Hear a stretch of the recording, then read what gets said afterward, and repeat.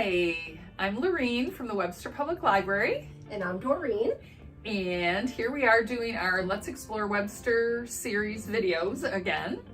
And we've decided to focus on a few nonprofits that are located right in Webster. And today we are with Rebecca and Marty, and we are Bella's Boombas in Webster, New York. And hi, this is we are Bella's Bumbas, and what we do here is we make little toddler wheelchairs for children. And the reason why we do this is because my niece was born with spina bifida, and she was unable to be mobile. She could not walk. So we made her a little wheelchair out of our first Bumbo seat. And then since that model, we've gone to different models, different sizes, and we're helping children all over the world through this organization now. 37 countries and 48 states. Okay, so the reason why we made this wheelchair for Bella was because we were observing her to be kind of left behind. Whenever the children would be playing with her, if they got up to move away or to do something, Bella would be left because she had no way to get around. And when you think about that, it kind of gives the child a sense of what did I do wrong? Did I say something wrong? You know, what's wrong with me? Don't they like me? So yeah, don't they like me? What's going on? So Becky and I found some prints on Pinterest on how to make a little child wheelchair. So we made one. And what we saw change in Bella was her personality, her character. She became involved. She could get around and play with the other kids. If they left, she could go with them. And it made a big difference in Bella's life. She even became a bit of a prankster. And she could roll away from you if you wanted her to come to you. Gave her a lot of freedom, a lot of opportunity is what Bella began to have. And her own choices. Her own choices, yeah. So as we observed that, we thought we could help other children with this wheelchair. A couple of them. So we decided that we would try to make a few chairs.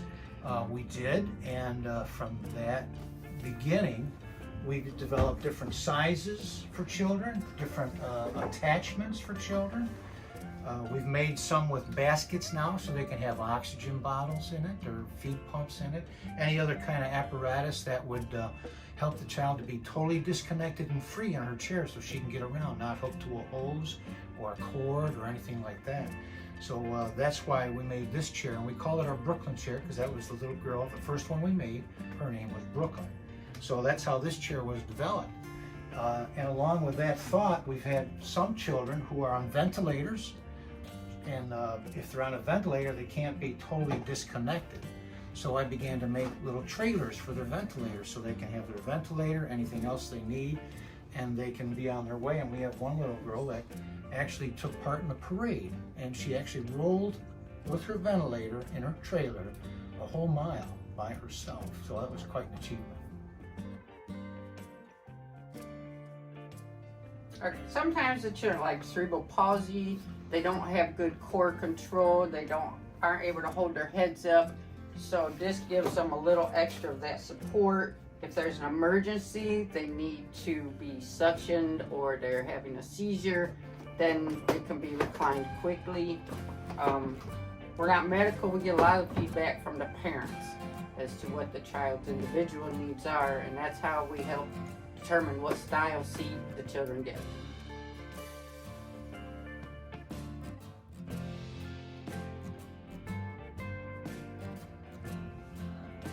Okay, so here we are in the workshop, and we have jigs for everything that we do. This is one of our drill jigs. We take a base blank, we set it under here, and this locates the location of our mounting blocks. That piece gets drilled out, just like that, and then this piece is ready for assembly. And then this piece will come over to here, and I've already got a blank in there. These are the seat mounts, and you'll see that the seat mounts the jig is set up to accept those mounts, and they're already in there. So the next step after the mounts are all in and screwed down is we set our axle on here. It locates the axle centered, location's perfect. These are the bolts that hold the axle in.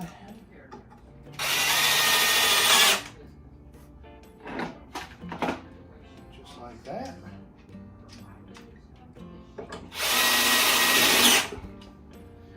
And then I have caster locators that locate each caster. It helps our assembly process.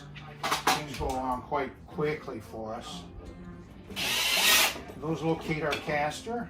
You only need to have one screw in to get the initial fastening down, and then you add the other.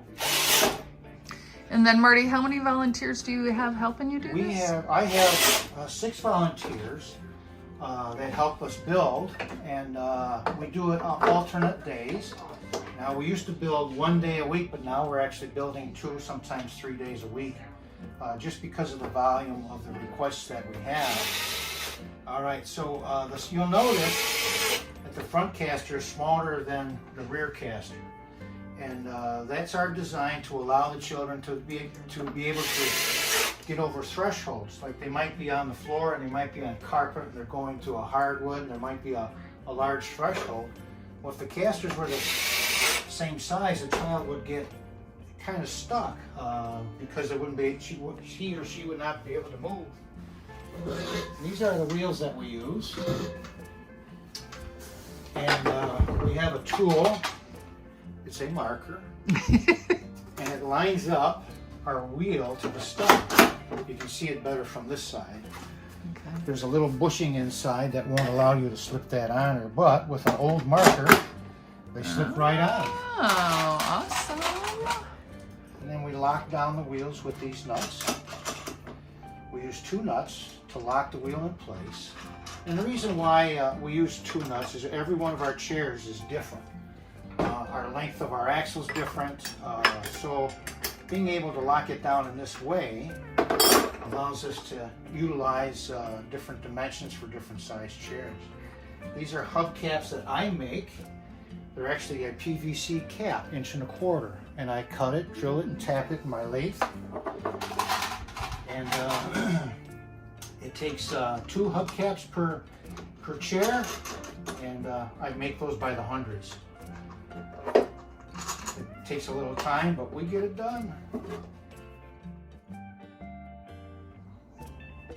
This is our brake lever. Each one of our chairs gets a brake.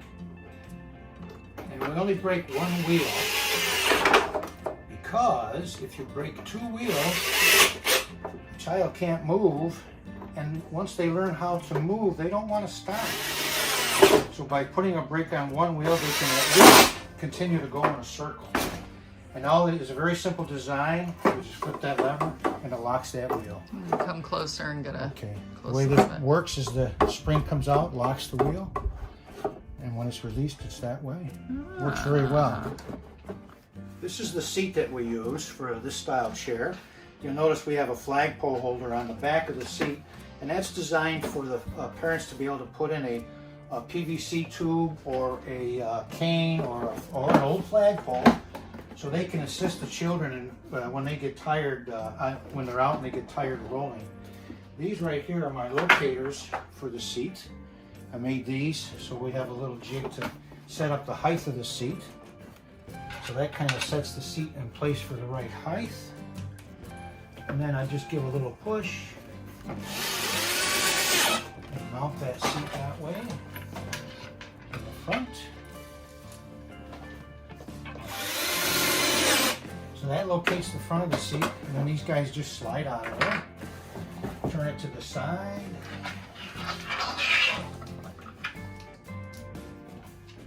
And then this locates the back right here. I just lift it up to the right spot. Add the screw. Turn it around.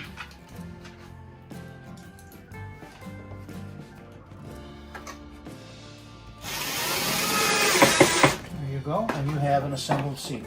Wow, that seemed pretty quick. That's pretty quick. Yeah, it used to take quite a long time, but from start to finish, it's about 20 minutes a seat. Oh, that's awesome.